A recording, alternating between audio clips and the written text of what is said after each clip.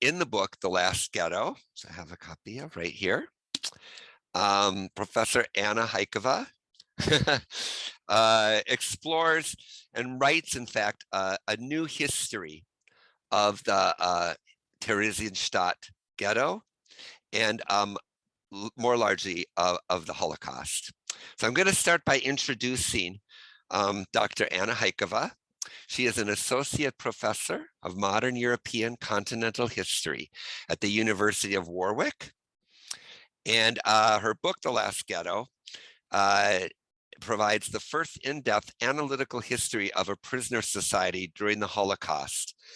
Rather than depict the ghetto as an atomized state of exception, she argues that the prisoner societies in the Holocaust are best understood as existing among the many known versions of societies.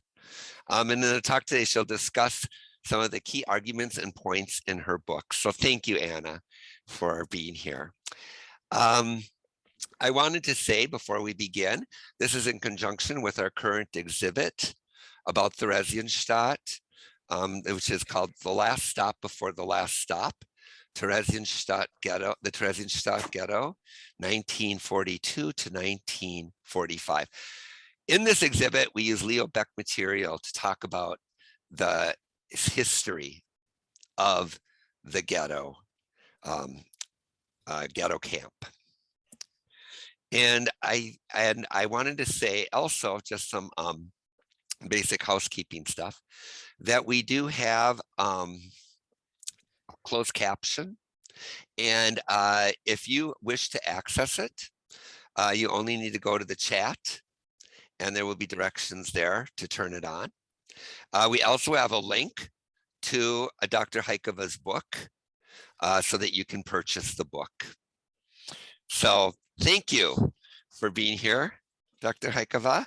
And I am going to begin the discussion by asking you to please start by just sharing a short history of Theresienstadt. Thank you so much. It is a great pleasure to be talking here. And we had a little bit of a conversation about how we are going to play that. And I know that also we will be talking a little bit whether Theresienstadt was a camp or a ghetto. So when I answer to the history of the ghetto, should I include that, or that will be a next question? You see, I'm a little bit nerdy in my over preparation at the slide list. That actually will be the next question. So okay. You call it what you call it in your book for now. Thank you so much. I also want to say it is a great pleasure and a privilege to be discussing my book with the LBI, because as you know, Michael, this is where I spent 3 months during my archival research in 2010 and studying the histories of German-speaking Jews at the Lobeck Institute, many of whom were elderly, but not all of them, was incredibly enriching for my book. And I think it made it a better book. I also carried away some wonderful friendships, and you are not only a colleague, but you are also an old and dear friend. So thank you for bringing me in. So at this point, I will stop thinking and start sharing the screen. And to answer the first question, I will jump to the first slide. Theresienstadt, or in Czech Terezín, I use the terms synonymously, even though in the German Jewish context, Theresienstadt is maybe a little bit more appropriate. Is a ghetto that was the last ghetto to be liberated by the Red Army in the night from the 8th to 9th of May 1945, which is when, like any young author, I was looking for a title. I decided on The Last Ghetto because it's a kind of both suitable ghetto title, but also it's something that is relatively catchy. And it is the ghetto that the town survived pretty much almost as it was back then until today. This is an aerial picture taken about 20 years ago, and I'm using it as a copy of an image from the website of the Terezín Memorial of the Památník Terezín. Another thing that I want to zoom in the new maps that together with my partner, who is an architect, Alban de Villiers, we produced for the book. I know that many people who are reading the book and also some of the people who are attending today, their relatives were kept and often murdered in Theresienstadt. So if you want to find out where are the postcards that you may still have in your keeping or that you donated to the LBI, where the addresses are, I hope that people will be able to read the book and then visit the site of the former suffering. And as you said, Michael, my book does two things. It offers a new history of Theresienstadt, and it offers also an analytical history of the camp society. And first and foremost, the book tries to move beyond the Holocaust exceptional paradigm. I am an academic, and I sometimes see with certain discomfort how my generalist historians are kind of colleagues are interested in the Holocaust because it's interesting and it's terrible, but they don't really engage with the conclusions that we offer in our work. So I hope with this book, I will invite generalist colleagues to engage with the Holocaust, but also Holocaust historians maybe to engage a little bit more with some key findings from social, gender, and cultural history. So Theresienstadt not only was the last ghetto to be liberated by the Red Army, it was founded in November 1941 by the SS first as a camp, as a transit camp for all of the Czech Jews. And pretty much all of the Czech Jews, apart from small groups that were deported to Minsk and Łódź, were deported here.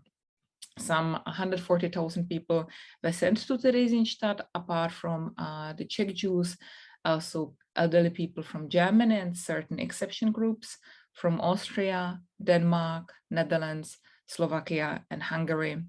From the beginning on, the SS set it up as a transit ghetto, so people would come in and soon be sent to annihilation camps and holding sites in Nazi-occupied Eastern Europe. But unlike, say, Łódź or Riga or Warsaw Ghetto, the place was never completely liquidated, and people survived here until the end. The SS controlled the ghetto, but did not administrate, and some survivors even recalled that there would be weeks that would pass without SS being seen. The self-administration fell to the Jews, who were forced to run the ghetto, and this is the chapter that I discuss in the first something like 60 or 70 pages of the book. From the outside, and you can kind of see it around here because it was a former military town. It was a former fortress town built at the end of the 18th century to defend Austria against the Prussians who never came. The actual guarding was done by Czech gendarmes who would be exchanged every 3 to 6 months. Theresienstadt is, I guess, best known to the outside world for the two aspects of the visit of the International Red Cross film and also of the propaganda movie shot here in 1944 in the summer and September 1944. And this movie is called, was actually called Theresienstadt, a documentary film from the Jewish settlement area. It was not called the Führerschenkt den Juden eine Stadt, or the Hitler, the Führer gives Jews a city. And yes, these are fascinating aspects, but as people before me pointed out, most importantly, Ruud Bonde, but also my book joins this historiography, these things did not quite impact the everyday experience of the suffering of the prisoners. Maybe I should touch on one more aspect, and that is accommodation and food, and then I will stop talking and go back to a conversation with you, Michael. Sure, that's fine.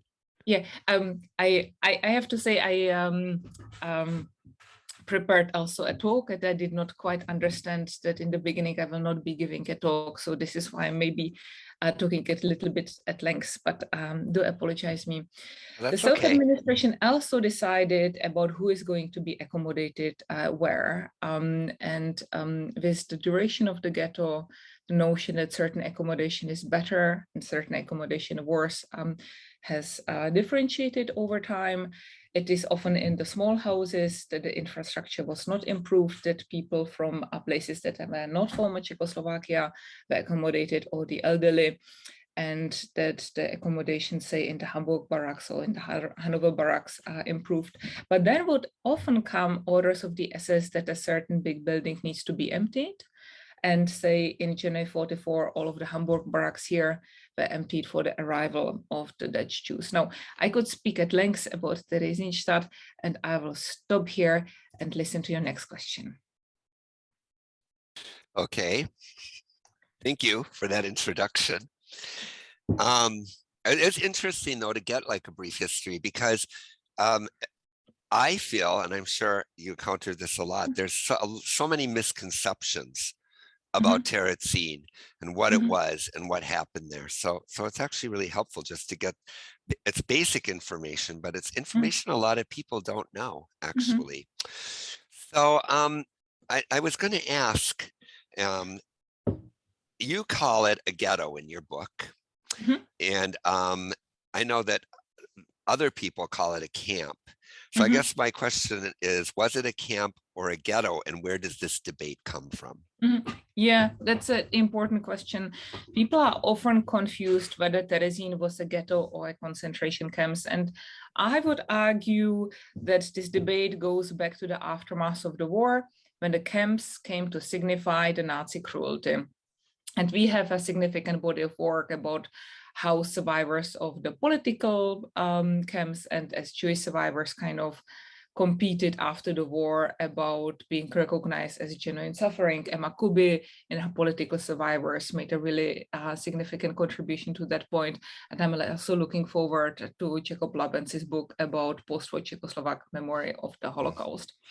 So few people after the war, with its focus on the political suffering or the suffering of the political resistance fighters as the only genuine one, few people recognize ghettos as sites of Nazi atrocities, even though it was the ghettos, especially when we look at history, say, of Łódź or of Warsaw, had a high mortality rate, and with a double function as transit and labor sites, were places of intense suffering. We could also say maybe because they were sites of such extreme suffering, very few people survived to tell the story. And so we see for Theresienstadt survivors how often they narrate Terezin in the framework of a concentration camp in order to have the accounts accepted. So sometimes they describe it even as a concentration camp that was called Theresienstadt ghetto. And they kind of described they being brought there because they were Jewish in the language that kind of leans on the experience of political survivors. But Terezin was indeed a ghetto, and the distinction is admittedly blurred, and I will just very briefly share the screen to show one more thing that I prepared. Sure. Some people also asked if you could put it on PowerPoint mode, because they can see the slides on the side. It's difficult to read. Is this better? Yeah, perfect. Good. Thank you. I have just like one short story that I wanted to share, and then I will go back to normal. So I remember somewhere in 2010, just after I spent my time at LBI that autumn, I was a fellow at the Holocaust Museum and had a very useful conversation with Martin Dean, who was one of the editors of the USHMM Encyclopedia of Camps and Ghettos, about this difference between camps and ghettos. At this point, I have showed you the Encyclopedia of Camps and Ghettos, and I will stop sharing. Good. Now there were great expectations about what am I going to share. I shared it, but the importance here is the great thing that USHMM did with this encyclopedia is that they looked at a number of ghettos that perhaps before were not so known so well, and they collected all of this data. And I remember Martin Dean telling me about a ghetto in occupied Belarus that was in a library, a ghetto that lasted 3 weeks. Ghetto where men and women were together, and ghetto where people would be wearing striped uniforms and differences.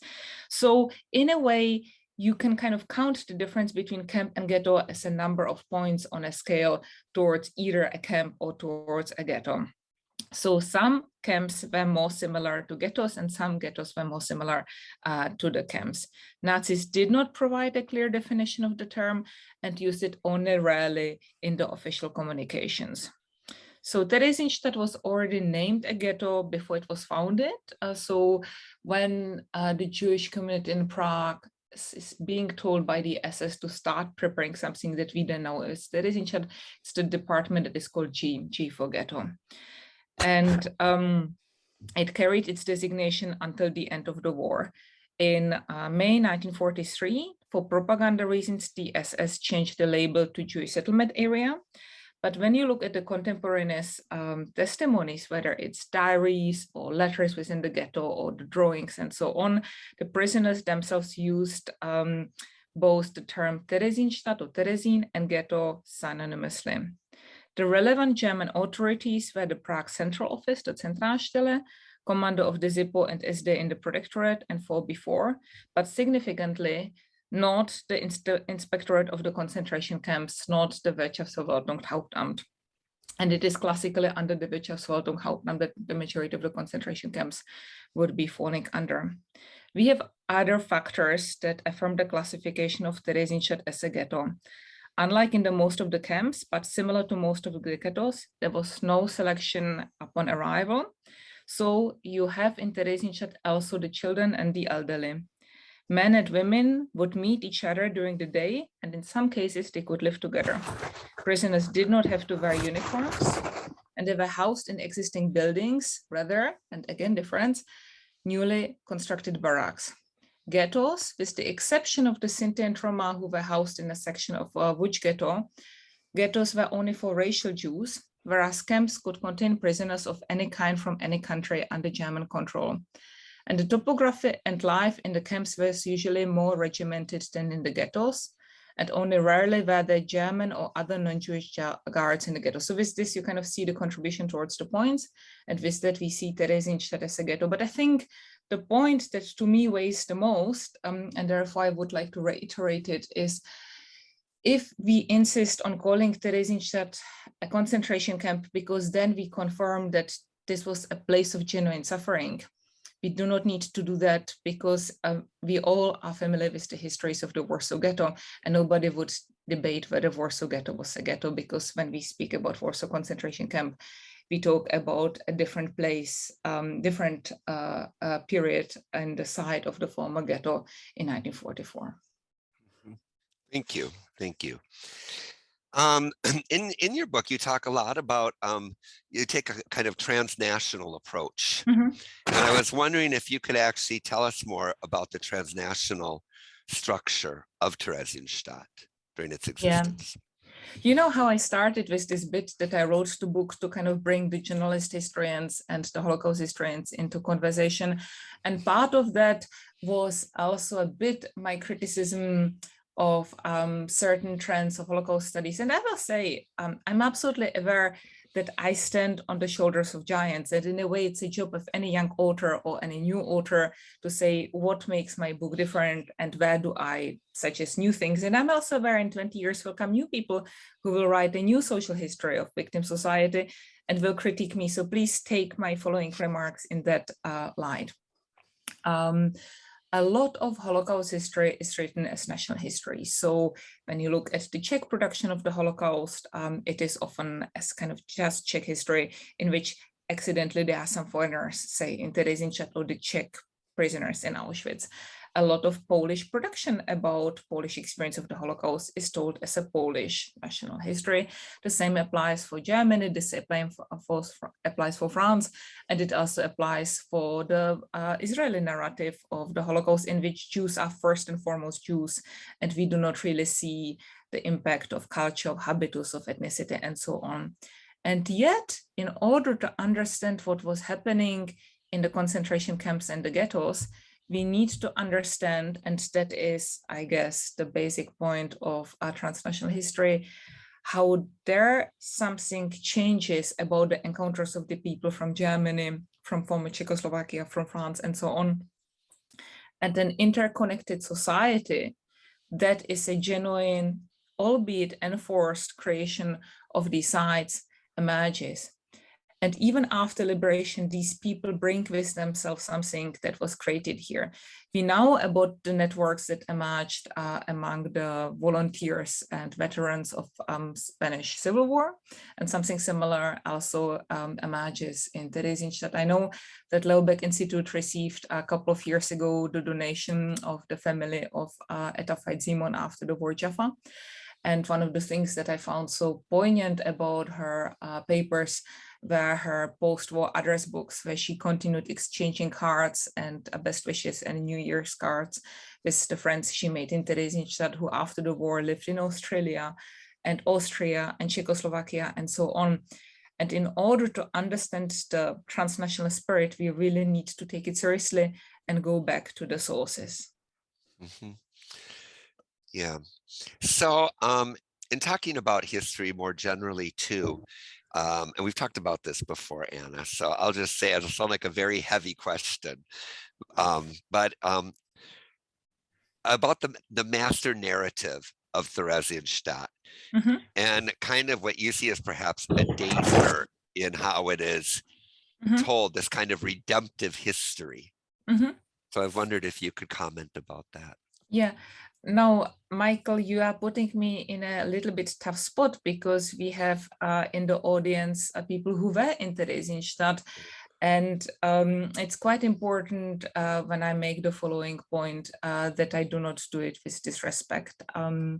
So we have the existing narrative about Theresienstadt that depicted the place as a site where Jews, persecuted, banished from their homes and marked as pariahs, proved that they could salvage something good out of something bad, that these people who were always kind of portrayed as a kind of anti-Semitic cliche, as the intellectual who is maybe a lawyer or writes for the cultural section of the newspaper, can show that he's a Muskeljude, that he's a muscular Jew, and can reconstruct this dilapidating city. Then they can put on a beautiful and meaningful cultural productions and take care of the most vulnerable people who in Theresienstadt were defined as children. And that all was Theresienstadt, but it was also much more. And building on people such as Eric Hobsbawm and many others, I ask, what is the sense and what is the meaning of this useful history? Because this master narrative tells us a palatable history about Theresienstadt, history that gives focus on certain aspects and silences other aspects. And I put all of the aspects that I was able to get through my research. And I think at some point I sat down and counted all the archives that I visited, which was 99. I looked at the diaries, at the post-war memoirs, at the drawings, at the letters. I looked at materials in 9 different languages. And I thought about what it means. I looked at all histories. I looked at all histories from the 1960s, 1980s, and also in the 1990s, whether they were from Israel, Germany, Czech Republic, or the US. And I put them all together and looked at the many, many perspectives of what it meant to be in Theresienstadt for the younger people, for the elderly, for the childless, for the people with children, for the disabled, and for the healthy.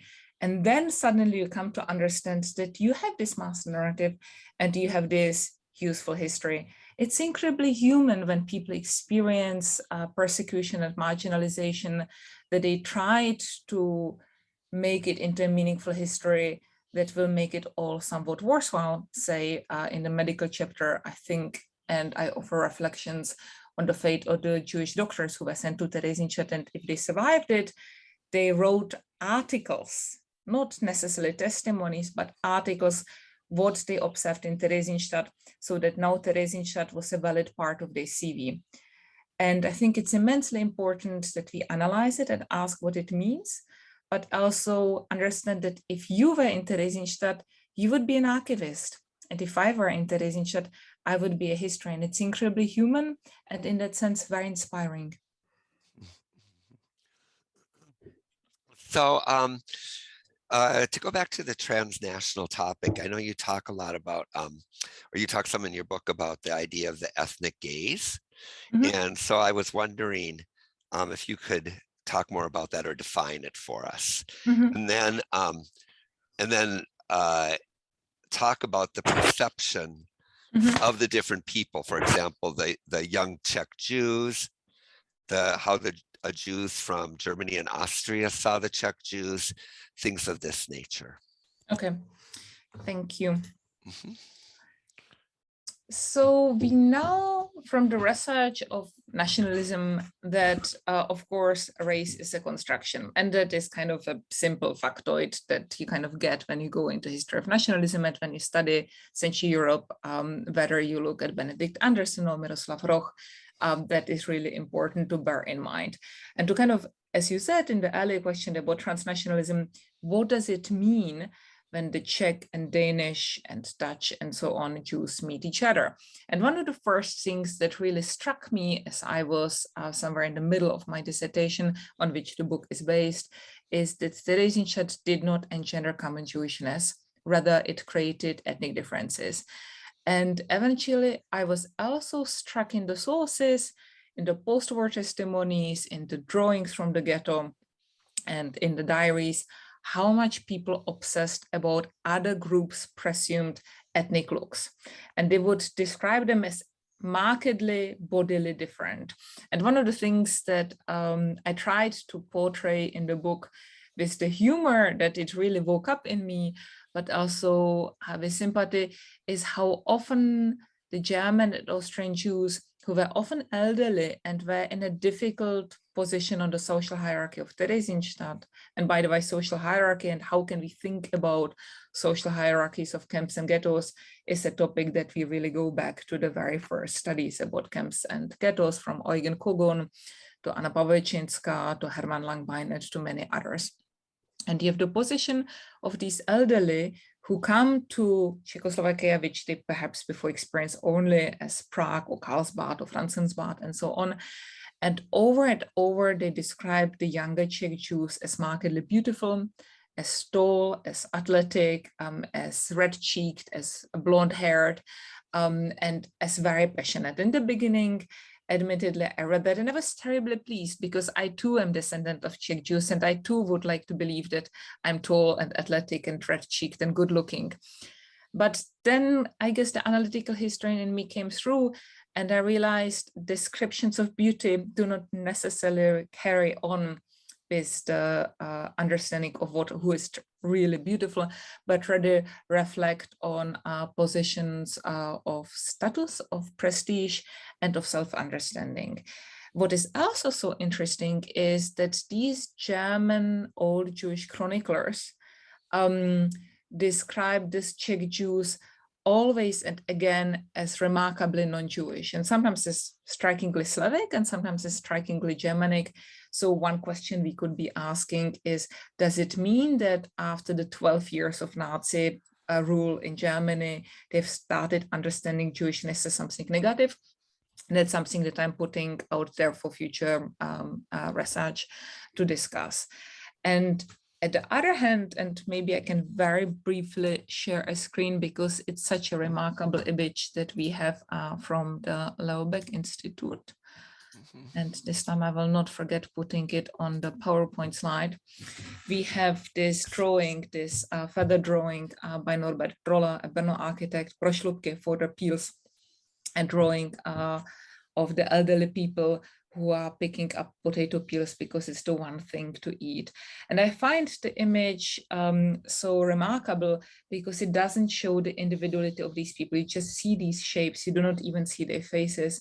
And then when you look at the testimonies of the Czech Jews, how they describe the German and Austrian elderly, it is often just these shades, or the people who are frustrating, or people who believe into Hitler and feel betrayed they were sent to Theresienstadt, or old shapes who are begging for food, but in a something kind of frustrating way. So you have a complete difference between how much attention the German elderly would be paying to the Czech Jews and the other way around. It is also probably salient that we have this drawing from the archive of Leubeck Institute, and we do not have it, say, in Yad Vashem or the Prague Jewish Museum, because these would be the 3-4 main archives that would come to my mind when I think about Theresienstadt. So I also want to say thank you for archiving this amazing drawing. Yeah. I was going to also talk about the fate of the elderly in Theresienstadt, which to me is one of the most unsettling things about the history of it, and a very basic understanding that I have. The elderly, in a sense, how the food was distributed, there wasn't enough food to feed everyone. They had to make decisions, and the elderly got much less food, and therefore the death rate was very high. Would you say that's a correct understanding, Anna? Or what would, I'm curious. Michael, I labored for years at the formulations that I offer in the chapter on food and hunger. And I really endeavored to be as differentiated as possible. I will not say that your summary is wrong, and I will not say that is right, but I would be loath to be undifferentiated and to be pinned down, especially knowing what an esteemed audience we have here today. I tried to be as careful as possible in the chapter where I speculate, what sources are at hand, and how should we conclude about them. I think the most important point at hand is to remind ourselves this is not specifically a Theresienstadt situation. We know from the research of Amartya Sen, who won, I think, about 20, 30 years ago, the Alternative Nobel Prize, that as soon as a society in extremis starts receiving smaller food rations, the misdistribution and therefore the famine is much higher than just statistically it would need to be, because society tends to aggravate the misdistribution, and certain groups, depending on any given society, how they define groups as important or unimportant, will give people less food, and then this food will get even lesser because of the misdistribution. So it will start meaning that these people will possibly die of hunger or be very, very sick. What is also so striking about Theresienstadt, like you alluded to, that no other group, unlike the elderly, has comparably as high mortality rates. So I'm speaking here from memory, but the elderly have people above 60 years of age who get the non-worker food rations, have a mortality above 90%. And then when you look at the group of, say, the 50-year-olds, the mortality drops to 12%, such a big difference. Of course, this is as long as people are in Theresienstadt. Eventually, almost everybody is going to be sent to the east, where they're going to be murdered. But it also depends when you're going to be sent to the east, if you're going to be sent to the concentration camps. And if you are sent in 1944, if you're young and childless, you have somewhat better chances to survive. If you die before starvation or starvation-related diseases, that's immensely important. And yes, it is a difficult history to stomach, but the Holocaust was terrible. I mean, who would we be if we were telling happy stories about the Holocaust? It is supposed to be terrifying. It is a history of the genocide. I want to tell the whole story, and I do not want to sugarcoat anything, and hence my background in inviting people to join me in criticism of these redemptive histories a la Boy in the Striped Pajamas. Yeah.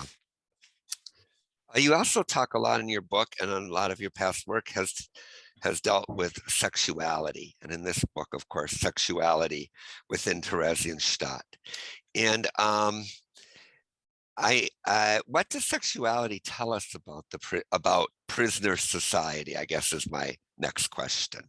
Mm-hmm. Yeah.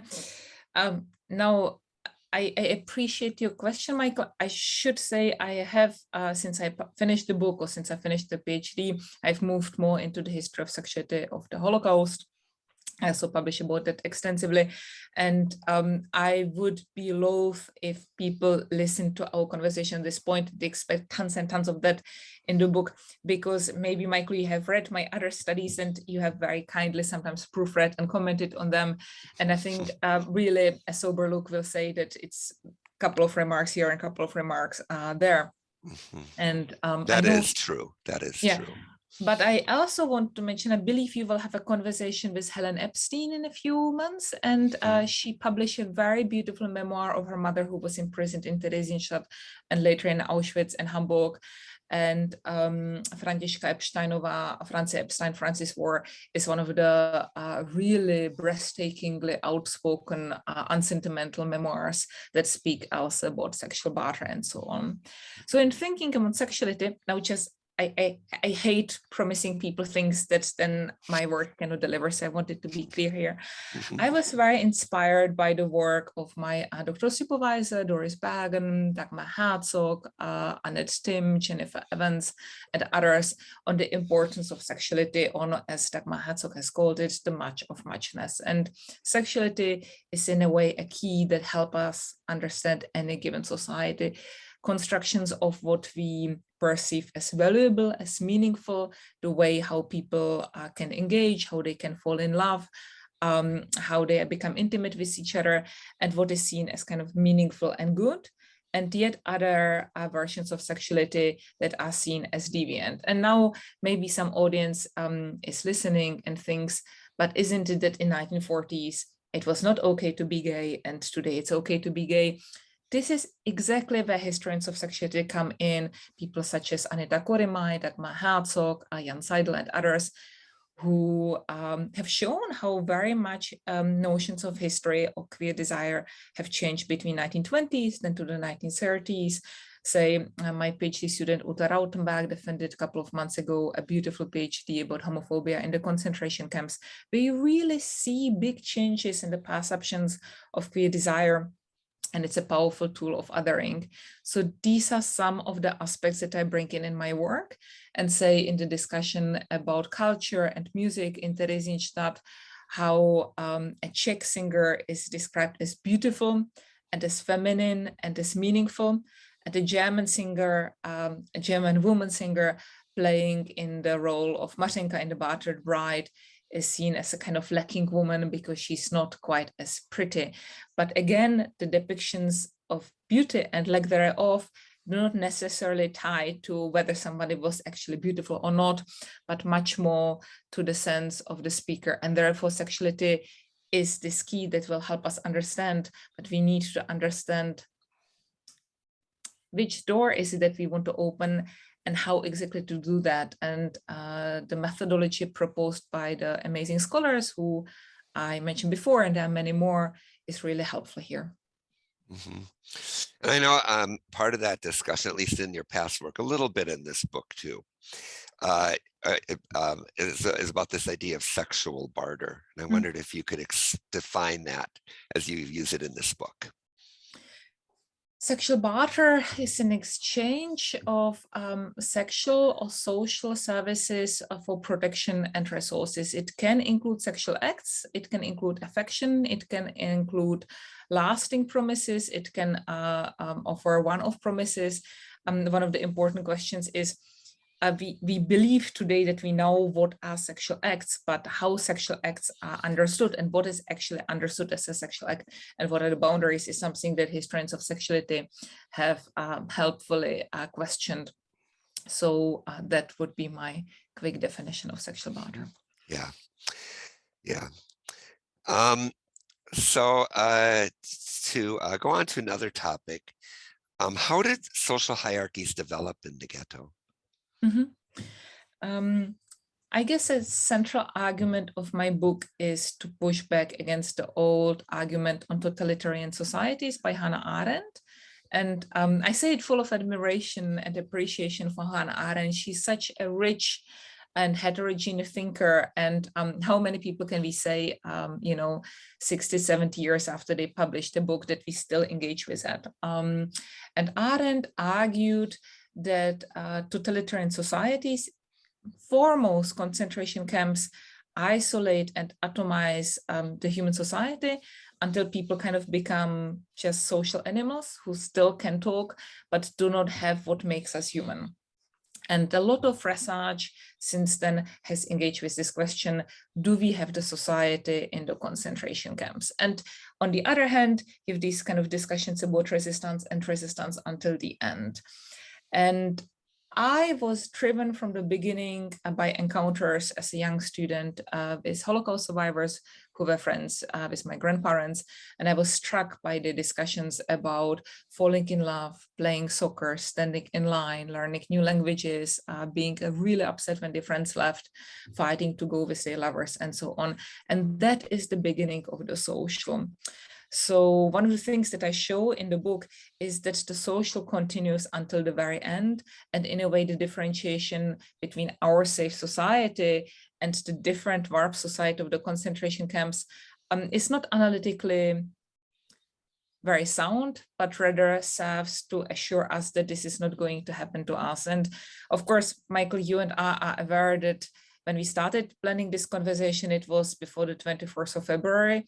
And now we all live in the shadow of war in Ukraine and the immense bravery of the Ukrainian people who still go around their business, who still wash their laundry, who still pick up bread, who still post on social media, and yet they live with the possibility of being murdered or raped or being brought to Russia. So I also want to kind of reflect on that, and this is also why I wrote the book, to offer a meaningful contribution to the present. So with these things, the social hierarchies are a good way of thinking how any society will develop, about who will be the people who will be in charge, who will have better access to resources. A really important thing, access to resources in a concentration camp, in a ghetto that is a transit place, will be protection from transports. It will be access to food. It will be access to clean clothes and to hygiene, and especially to accommodation of their own. So with these things, then social hierarchy starts emerging, with people who have been here the longest, people who now are useful connections, who have good access to food, who will be protected from transports. And that then defines the younger Czech Jews, especially the people from the construction detail, from the Aufbau Commando, as the, and this is, by the way, a source term, the golden youth, the jeunesse dorée. And that's, I guess, a quote from the Roaring Twenties, something that we find already in the sources in Theresienstadt. And this is a bubble that continues until Auschwitz. And I was so struck when I was reading the memoir of Petr Erben, a young guy from Ostrava. I mean, he wrote it as an older man in Israel, how in September, October 44, he and almost all other young Czech men were sent from Theresienstadt to Auschwitz. And when they went through the so-called sauna, where they were stripped of their clothing and showered, and their hair was shorn, and he looked around and saw všichni ty terezínský fešáci, all the good-looking boys of Terezín, looking completely different, and he just lost and started laughing hysterically. And you see with this the end of social hierarchies of Theresienstadt in Auschwitz, where people need to start from scratch. That's, by the way, something that many historians of Auschwitz have been reflecting about Ravensbrück, where particularly women prisoner functionaries who for a long time were, you know, capos or barrack elders and whatnot, or writers in Auschwitz, at the very end of the war in January or February, are sent on these marches to Ravensbrück, and Ravensbrück is full. And I just spent this weekend at the Liberation Anniversary in the Ravensbrück Memorial, and I went there with a colleague who has never been to Ravensbrück before, and I told her the story about this tent that was erected for the new arrivals, and people who in Auschwitz had relatively, and I really relatively is doing heavy lifting in this conversation, somewhat better situations, and then they end up in this tent without anything, without a blanket, without any warm clothing, and they arrive at the end, and often this is the end of the story because they are too exhausted after the long journey. So what I show in Theresienstadt is not necessarily that we take one-on-one everything I explored in Theresienstadt, but that we get certain sensitivities, how to think and examine to society and the structures in other ghettos and concentration camps. One thing I find very interesting about Theresienstadt was that the German presence was actually pretty absent. By that I mean the SS. It was largely, you know, it was a Jewish administration that ran it, and that it had its own legal system, a kind, I wouldn't call it a police force, but an order force. And there was even a court in the ghetto, when people had trials and they could be sentenced to certain things or pay fines. And I just wonder if you could talk about that a little bit. And maybe what I'm really trying to say is just about how, in a world where in some ways, you know, the Nazis have I don't want to say abandon law because that's not true, but just trying to create a moral legal structure in this situation. And that's just so interesting to me. I don't know if you have so much to say about it, but thank you talk so much, about it a Michael. little. Now, I agree. This is a fascinating question, and I first have two urgent recommendations for books who do it in the whole book, and that I read recently and found so inspiring.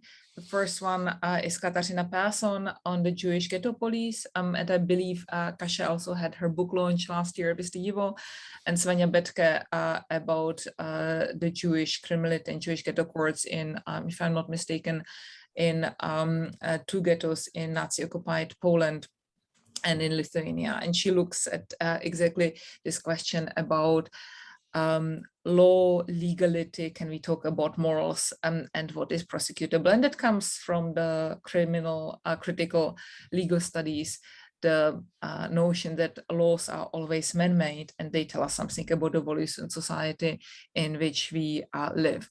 So the first and foremost things that come to your mind when you look at Theresienstadt and compare it to the context of other Nazi ghettos, which is something I do implicitly in the book, but it's always there, is that compared to Łódź, to Warsaw, to Riga and elsewhere, the Jewish ghetto police was there, but was relatively unimportant. We know in Warsaw, it is the Jewish ghetto police that plays a role at the putting together of the transports at the Umschlagplatz. We don't have that in Theresienstadt. And how the transports were set together is something I discuss in the 6th chapter, which I always find the most tragic, the saddest chapter that I ever had to write. It was really weighed on me, and I'm grateful that I finished it, but I also hear from people reading the chapter that this is a very sad end to a rather sad book.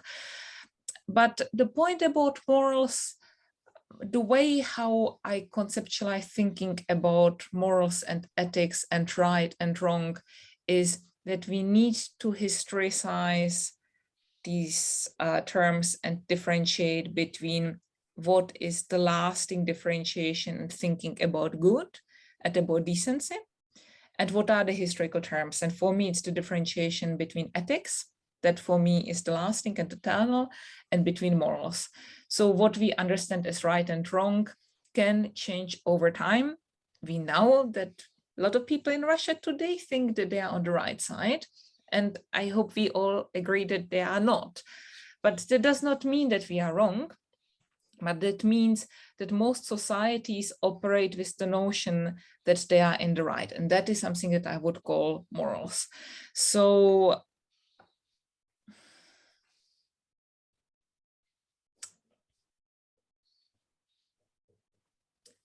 in a way, what I try to show in the book is how certain rules will develop in the society. That is also linked to your earlier question about social hierarchies and how it emerges from nothing.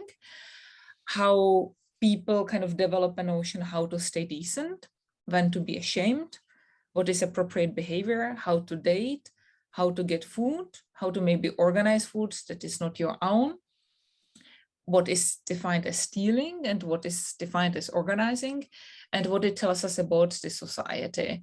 And for me, the most important ethical point, because I just don't want to wax here about ethics, but I also kind of want to make a commitment.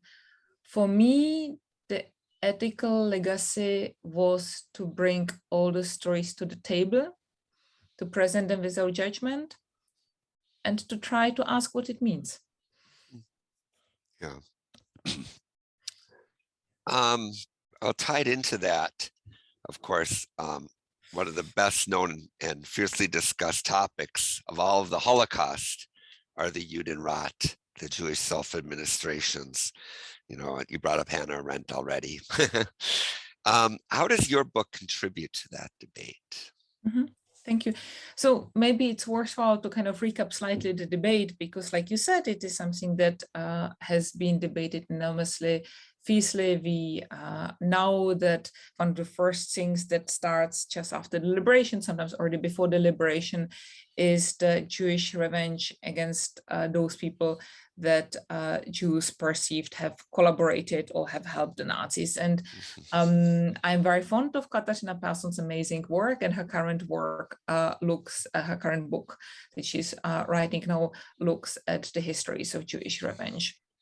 And I guess that is a really important factor why the first 5 or 10 or 15 years after the Holocaust were marked up by the inner Jewish legal proceedings, but also revenge taking against the Jewish councils and against the Jewish couples and so on. And Rivka wrote, I mean, I know just her articles, but she wrote a great book about the Israeli Holocaust trials against the so-called capo trials.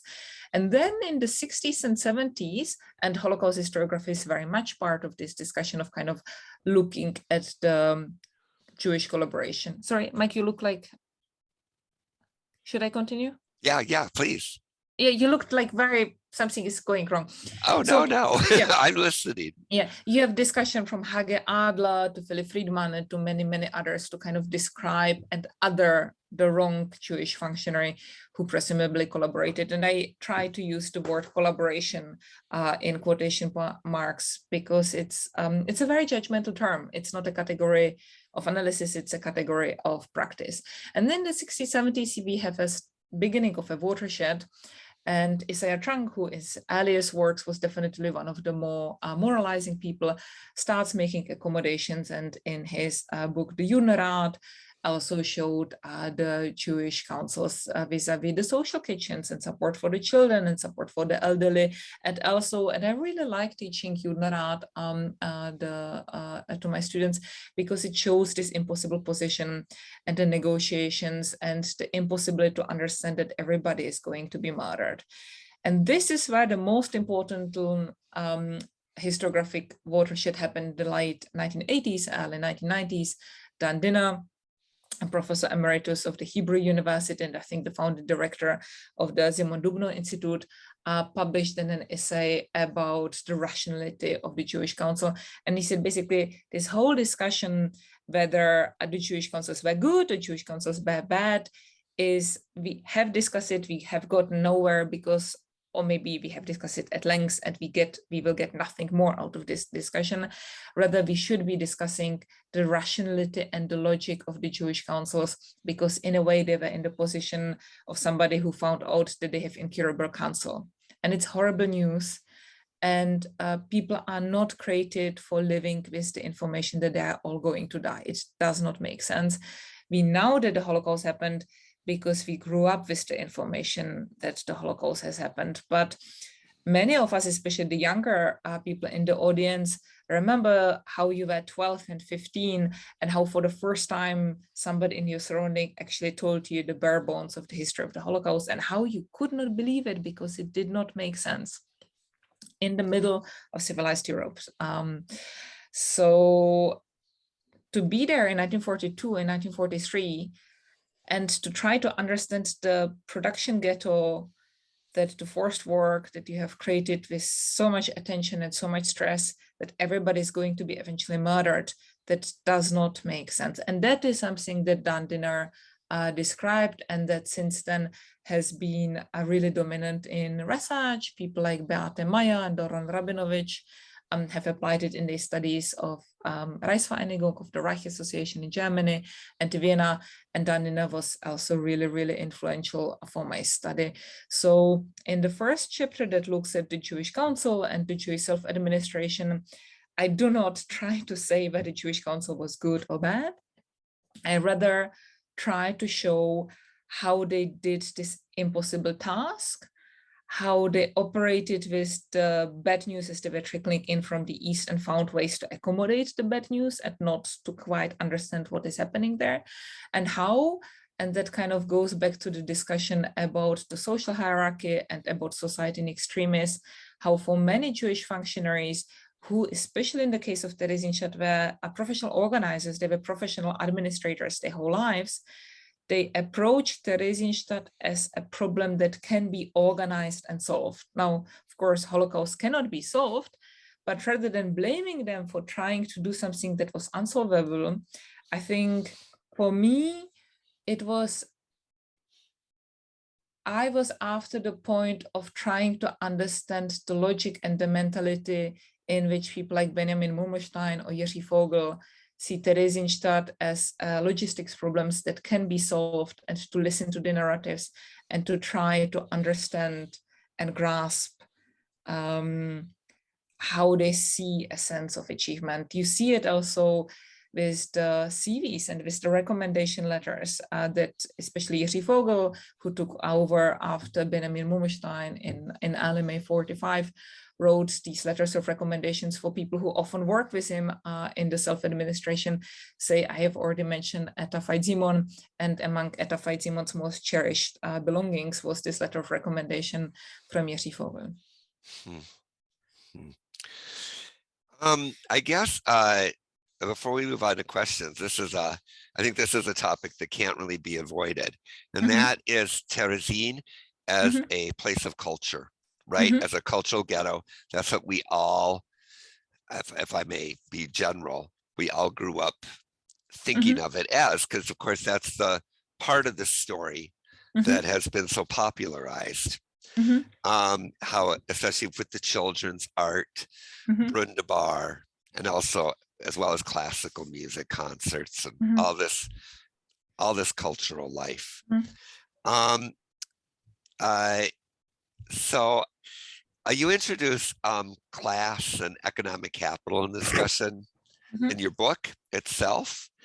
And I was wondering, because I believe, if I remember right, in the book itself, that there is a lot of connection there between that and cultural life. And also, just in a general way, who was enjoying this cultural life? Because it wasn't everyone.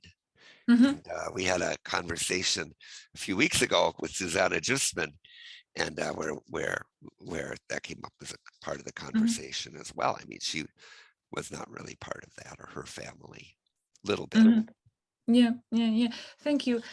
You know, when I was writing my PhD around the same time, and in fact before me, Lisa Peschel was writing her beautiful PhD about the theatrical life in Theresienstadt and the performance as a testimony bearing of the people who survived it, especially younger Czech Jews. And that was really, really influential for me. And as you say, lots has been written about cultural life in Theresienstadt. And I tried to write a book that would cast light on something new and not revisit old debates and basically come to the same conclusions, or worse yet, and some German PhD students tend to do that they kind of come to the same conclusions and they have teeny tiny differences, and then they write passive aggressive footnotes about that. I could mention who does that, but I think, Michael, you know who I have in mind, and I know who I have in mind, and I did not want to be that person. So when I thought about how am I going to structure the book, when I looked at the testimonies and the many materials that I looked at, I thought, what are the 6 or 5 most important aspects that come up in the sources that I've looked at?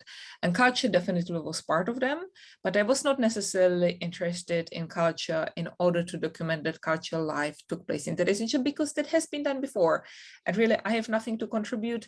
And there is amazing work out there, from Lisa Peschel to Elena Makarova to many others. And Michael Beckerman is finishing a book about Gideon Klein.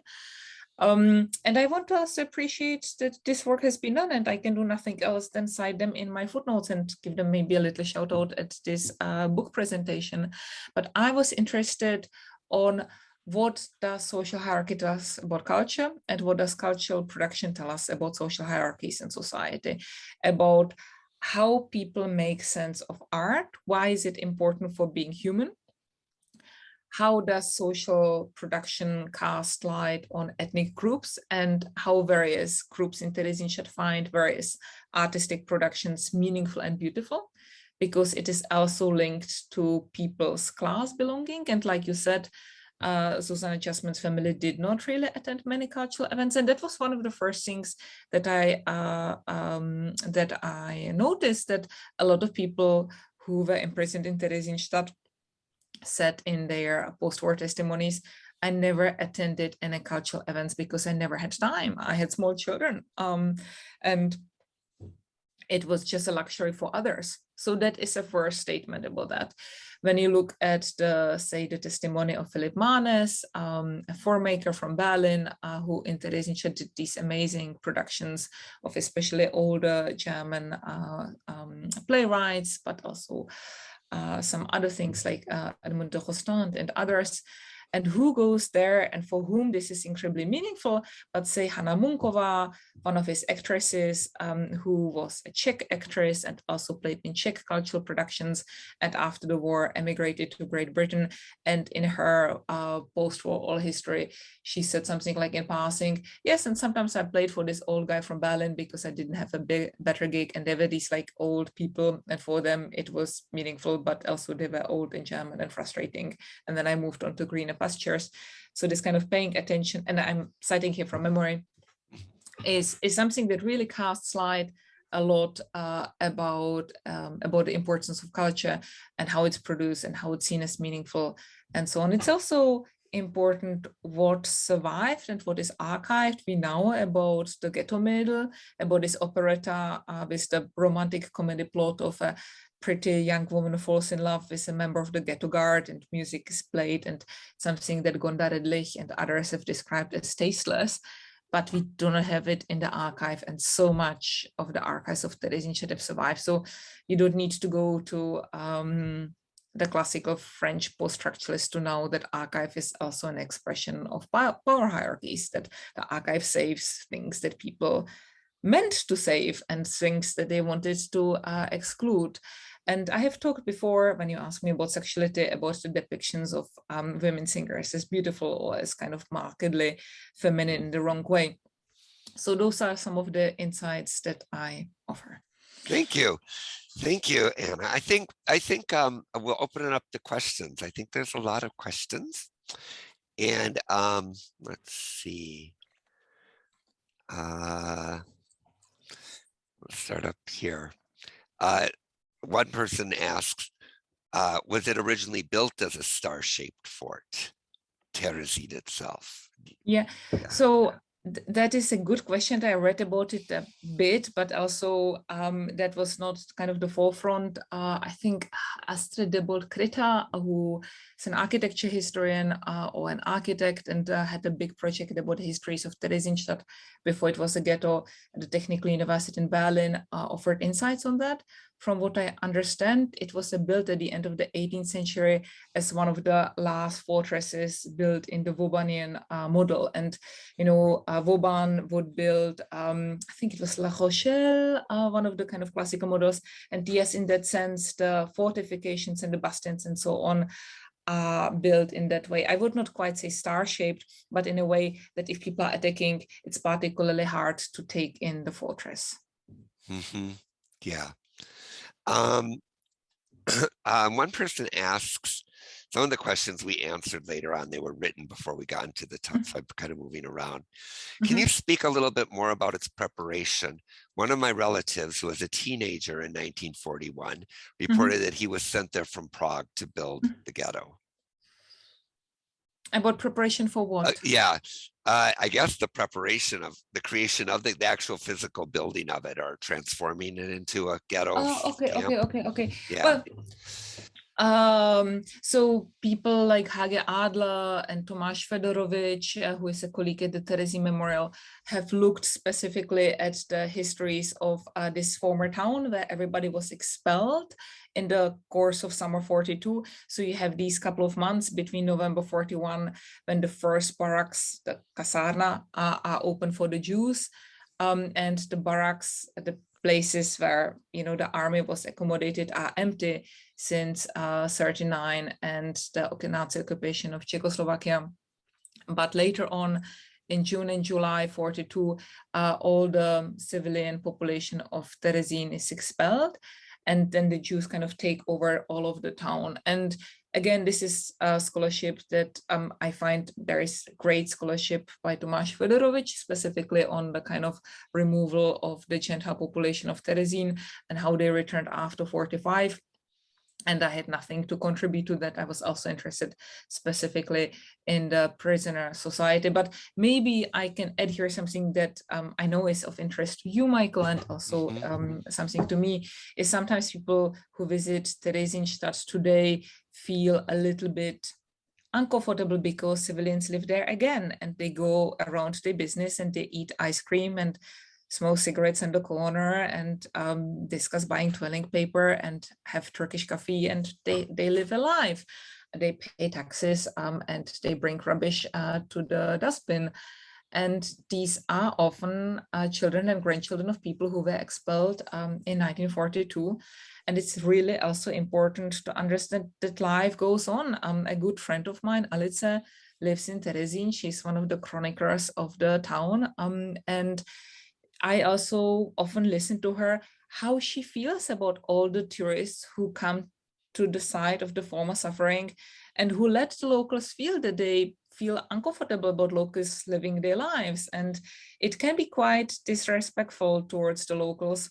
And it's a difficult history. I understand that Krista Hexburg did about 15 years ago a little documentary movie about the everyday life of the people of Terezin, and also some of the Sinti and Roma who live there. And therefore, I would say now that the pandemic is finally stopping to be, if you visit Terezin, I would encourage you to do that. It's a fascinating place, and the Terezin Memorial has amazing exhibitions. I also remember that people who live there have the right to live there, and we should not judge them. One of the things that Alice told me that particularly bugs her is that tourists walk through the street and do not use the sidewalks. So for them, this is the town where they live. And just like I would be bugged if tourists walk through the street and behaved as if I'm the background, that's also something to be borne in mind. And as we are seeking to decolonize Holocaust history, to take the locals as a kind of annoying backdrop who dare to live is something we should be thinking about. I know this is not what the person who asked the question asked, but it's quite important to me that I pass it on, and we need to be inclusive. Yeah. Another question here. My mother's cousin met her. I actually chose this one because it applies to a lot of things we discussed earlier. My mother's cousin met her husband-to-be in Terezin, and when asked what being there was like, answered, "Oh, I was so in love with Joe. They courted throughout in a small room that Joe built somewhere.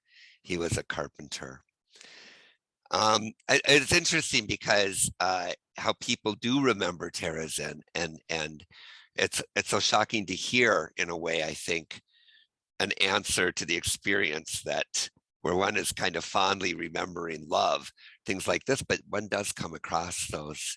I mean, I guess it's just interesting to think of every situation being different. And also, I guess, a little bit about sexuality, privacy, romance.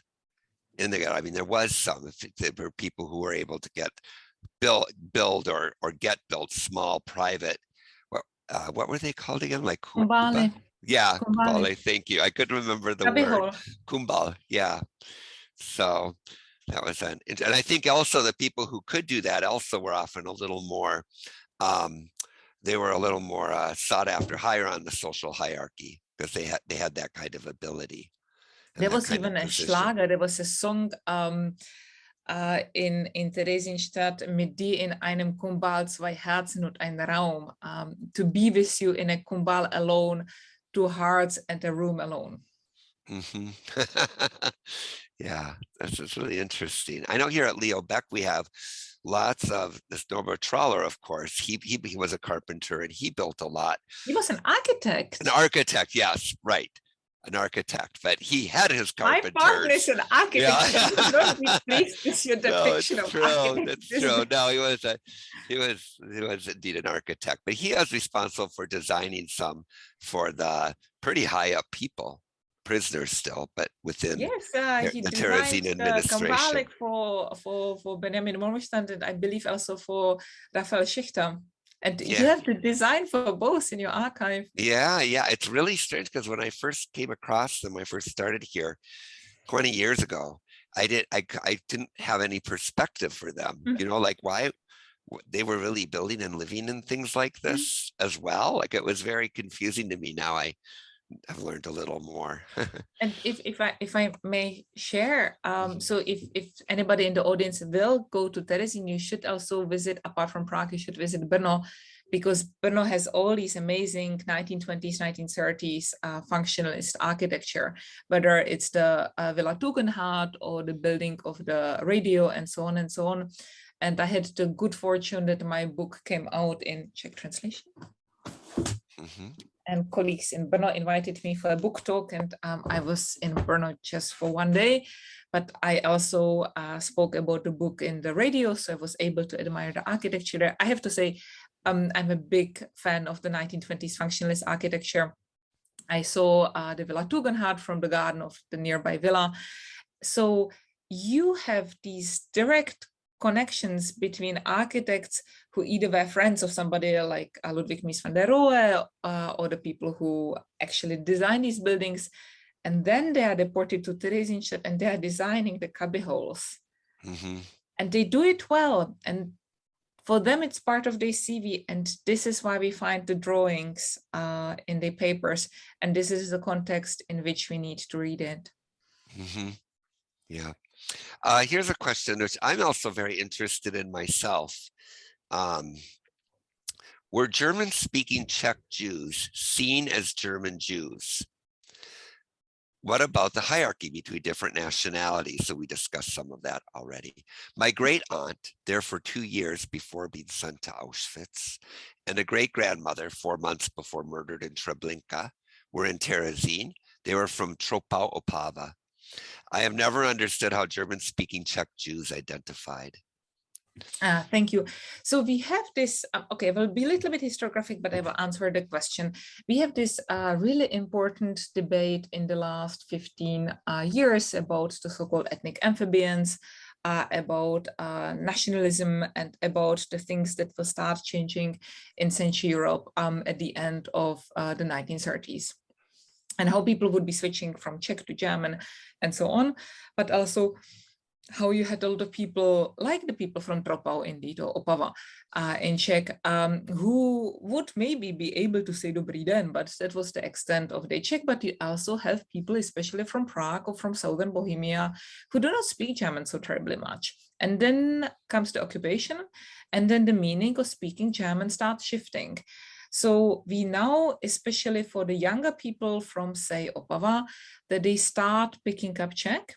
But I know, I remember studying this file of, I think, a 16 or 15-year-old girl who was sent from her family, escaped from the Nazis before Tropau became part of the Sudetengau, to Prague, and then they were deported to Theresienstadt, and it was only in Theresienstadt that she learned Czech. And similarly to Ukraine today, there's a significant pressure, or people do not feel comfortable speaking German anymore. But like you say, and now I will actually start answering your question, but I think the context is important here, is it is defining with what accent you speak German. Are you going to speak it with Viennese accent, with Berlin accent, with Hamburg accent, or with the Prague or Brno or Tropau accent? And that then defines that you are seen as Czech or that you are speak as German. So people are absolutely able to recognize the differences, and you have countless testimonies, especially in diaries, as people speak about that. And you have Czech Jews from Prague or Teplice or Ústí nad Labem, whatnot, who write in German. Sometimes they will sprinkle in Czech words. They will write the háčky and čárky, the diacritics, so they do not write SCH, but they write as háček. And they have the same diatribes about German Jews and so on. They very much self-define as Czech. And it is important the accent they speak with, but also, I guess, the ID in Theresienstadt, which is the transport arrival number, is in letters, and it's not in Roman numerals, because only people who come from outside of protectorate are given Roman numerals. So say Roman 1 is Berlin, and Roman 4, no, Jesus, I really finished the book. I used to know all of these things by heart, and now I'm a little bit relieved. Okay, I remember that Roman 24 is other Dutch transports. And first and foremost, as I really was a little bit surprised about Theresienstadt, is its binary thinking between the Czechs and the foreigners. So whether the transport arrival, which you show on your ID for accommodation and for food and for work and so on, is whether it's letter combination or whether it's Roman numerals, will be then defining if you are seen as local or if you are seen as foreigner. So to the transnationality point is this important postscript. Yes, you have all of these groups from Slovakia, Hungary, Germany, Netherlands, Denmark, Austria, and former Czechoslovakia. But also the ghetto creates a discourse that differentiates between the locals and the foreigners. There is more to be said, and I'm happy to say that I have a specific example from Tropou Opava that I discuss in the second chapter. So if you want to know more, read the book.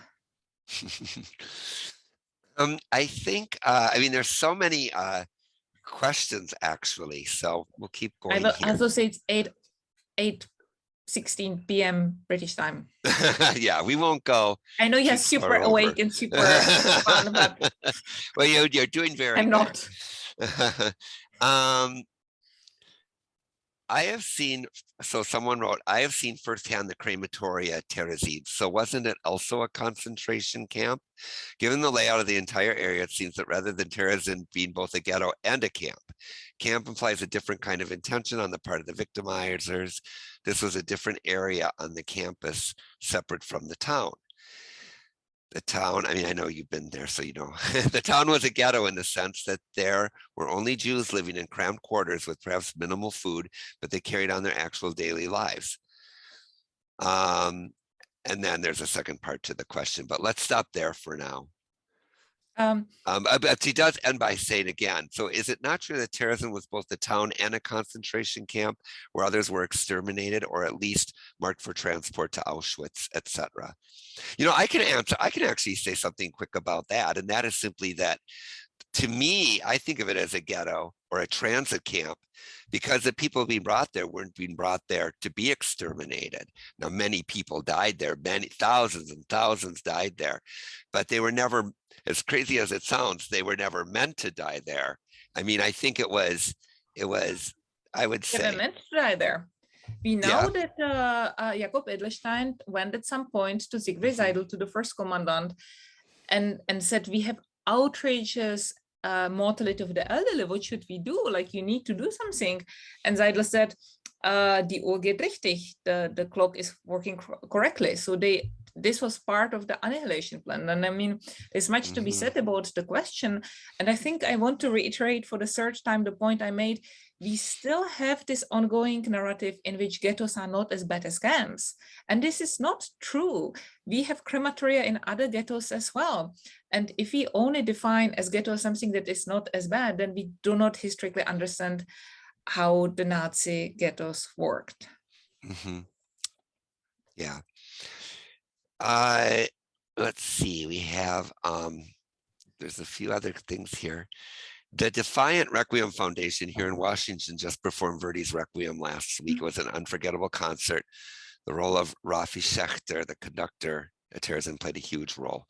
Could you please comment? Thank you. I mean, that's, I think Celia Applegate offered everything that I wanted to say about Defiant Requiem.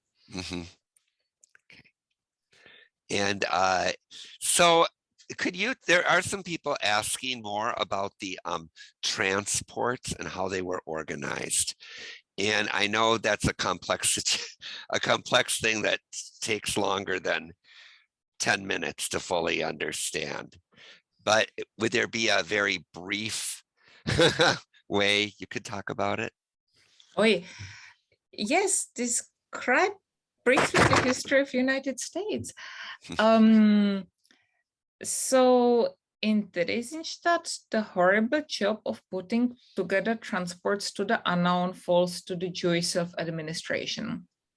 And they have a transport committee in which representatives, Jewish functionaries who had various departments, then look at the central evidence, at lists of everybody who is in the ghetto, and decide who is going to be put on transport. And they decide according to a couple of criteria. And now I'm kind of crunching a lot of complex stories for sake of brevity. They try to do the job well. They try to protect family units so that husbands and wives, parents and children are not separated, and children under the age of 18 are counted with their parents. And that is something that is indeed immensely important for the Holocaust victims, and that is also something that made the transports in Fall 44 that were already organized by the Nazis and not by the Jewish self-administration anymore, that made them so much more heartbreaking. So the choice to go with your nearest kin is incredibly meaningful and gives people a measure of comfort. And then these various departments decide and look at everybody who's working in each department and ranks them according to so-called, and this is the source language, dispensability and indispensability. They also have certain people who are they going to be protected, and the SS gave them orders when the transport is going to leave, how many people are to be put on the transport, and which groups are supposed to be protected or which groups are specifically going to be put on the transport. So according to this key, the transport list is put together. And then there is also a standby list so that people who are going to be petitioned out, who are going to be exempt, can be replaced. Thank you. Actually, that was a really good basic description of it, I think. Basic, thank you. Well, I know nothing is, when it comes to history, nothing is clear-cut simple, I would say. I think we have time maybe for one more question. And let me see, I did see what I wanted to bring up. Do you think that Terezin has a unique history and story because of its many artists, political prisoners, etc., the theater, film, cultural life, and how it became later known as a model camp or ghetto for outside observers? Is that unique, or were there other places that shared this similar story? I know, for example, I can just say for my own self, like, of course, I know about how they tried to make a movie in the Warsaw Ghetto as an example. But so the question has two levels. One specifically about Theresienstadt and then specifically about my book. Because almost all of the Jews of the western part of Czechoslovakia were deported here, and then significant groups from Central Europe. The people who were deported here are representative of the Jewry of Central Europe. And we have among them a lot of lawyers. We have people who are disproportionately middle class and upper middle class. They are very white collar, and they are quite often artists. Now, the cultural life in Theresienstadt became quite well known and iconic for a number of reasons, part of because of the mass narrative of Theresienstadt. So when you kind of focus on that, of course, you find artists, but you have artists in Warsaw Ghetto, in Łódź, in Westerbork as well. But because these places work differently, and because also the resource conditions are so different in these places, maybe the art production here is not so well known. That is the first half of the answer. So yes, there were artists, but not necessarily more than elsewhere. It is more about the value of art and high culture that it held for people whose grandparents maybe lived in the countryside and were called Motche and Terezie, to quote a famous Czech Jewish novel. But the other part of the question is, and here I want to look at my book, is if you look for differences, we find differences. And analytically, I wrote the book in addition to writing an empathetic, analytical new history of Theresienstadt. And of course, you see, I'm in my 40s. I was not in Theresienstadt. My family was in Theresienstadt, but none of my relatives who were imprisoned in Theresienstadt survived. So I was not influenced by histories that my family shared with me. But I also wrote the book because I'm surrounded by many, many colleagues who are not historians of the Holocaust. I'm the only Holocaust historian in the department of maybe 50 people who works about the Holocaust as a case study of society in extremis. And therefore, I want to yet again express the plea that we stop looking at the Holocaust looking for exceptions, because if you look for exceptions, you find exceptions. And I think it's very inspiring to study the humanity under extremism, because in many ways, it's a history about the best and the worst that humanity can achieve. And especially in days like today, when we can watch in every 15 minutes the horrible coverage we have from Mariupol, there is something very inspiring what humanity can put on despite the worst. Thank you, Anna. I think that is a good way to end the discussion, actually. And I thank you so much for coming and for talking to us. Again, there's a link to purchase Dr. Hájková's book in the chat. Again, The Last Ghetto. I want to thank you for being here. Also, thank you, and I know you've helped. I'm sure there's many people who are in the audience. I know you've helped a lot of people over the years understand better their own family histories and stories and what happened to them in Terezin. And I can say, of course, even within my own family. So thank you for that. Thank you, Michael, for having me. Yes, we hope to see you again soon.